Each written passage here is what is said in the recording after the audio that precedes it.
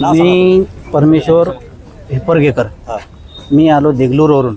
माझं मनपा इथं काम होतं, कामास्तव आलो होतो. सदैरी माझे मित्र होते सगळेजण. आम्ही म्हणले की बाबा तिथं टाईम ऑफ झाला तर तिथं 3 वाजता उघडणार होतं. त्याच्यासाठी म्हणलं आपल्याला भूक लागली होती, नाश्ता करावा म्हणून आम्ही कलेक्टर ऑफिसच्या इथं आलो. मग सगळेजण आमचे मित्र सगळे खिचडी खाण्यासाठी बसलो.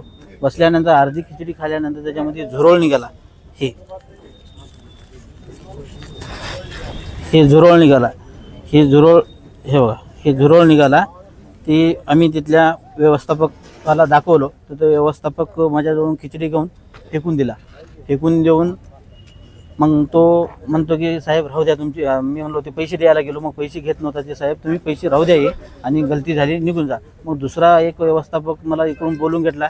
म्हणला नाही तुम्ही स्वतः आणून टाकले त्याच्यामध्ये खिचडीमध्ये आणि तुमची काहीतरी उलटी झाली. तुम्हाला बाहेर निघाल्याचे वकार आल्यासारखं झाले, उलटी झाली, चक्कर आल्यासारखं. मग मी त्यांना जाऊन सांगितलं तर तो म्हणतो की मला काही त्याचे पैसे देऊ, काहीतरी हे करू, तुम्ही जाऊ द्या राहू द्या असं म्हणतो. आणि मला सांगा की प्रशासकीय विभागाच्या इथं तुम्ही कलेक्टर ऑफिसच्या तिथं तुम्ही अशी व्यवस्थापन असल्यानंतर कसं होईल?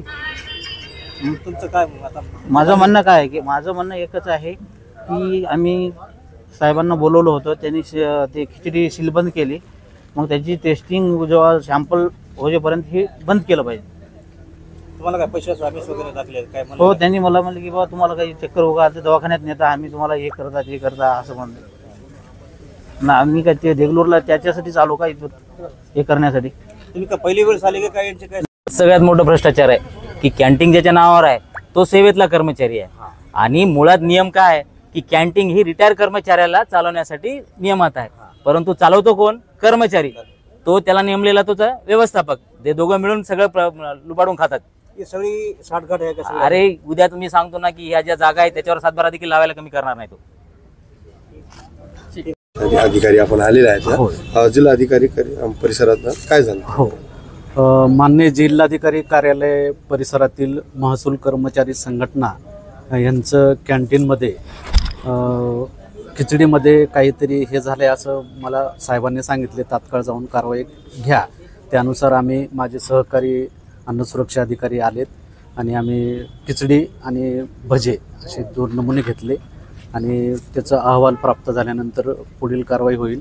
आणि तपासणी अहवालाच्या अनुषंगे संबंधित आस्थापनेला आम्ही नोटीस पाठवू. सर, आपण किचन बघितलं काय? होय.